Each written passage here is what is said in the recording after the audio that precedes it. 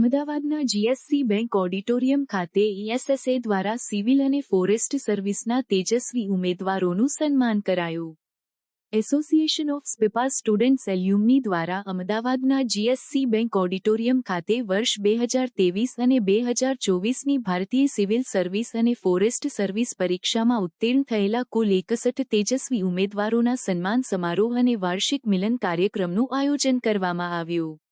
આ ગૌરવશાળી કાર્યક્રમમાં મુખ્ય અતિથિ તરીકે રાજ્યના આરોગ્ય અને પરિવાર કલ્યાણ તથા ઉચ્ચ અને તાંત્રિક શિક્ષણ મંત્રી ઋષિકેશભાઈ પટેલે હાજરી આપી ઉમેદવારોને પ્રોત્સાહિત કર્યા હતા.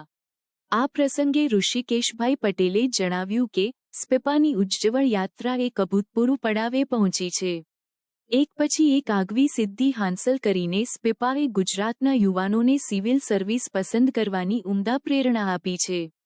તેમણે કહ્યું કે આ વર્ષે ગુજરાતમાંથી અત્યાર સુધીના સૌથી વધુ 26 યુવાનો યુપીએસસી સિવિલ સર્વિસીસમાં ઉત્તીર્ણ થયા છે, જેણે સાબિત કરી દીધું છે કે Gujarat can do and Gujarati can do. તેમણે ઉમેર્યું કે 2047 સુધીમાં ભારતને વિકસિત રાષ્ટ્ર બનાવવાનું લક્ષ્ય રાજનેતાઓ સાથે બ્યુરોક્રેટ્સના શિરે પણ છે. પ્રશાસનના મજબૂત આધાર સ્તંભ એવા સનદી અધિકારીઓ સરકારની નીતિઓને ધરાતલ ઉપર સાકાર કરે છે.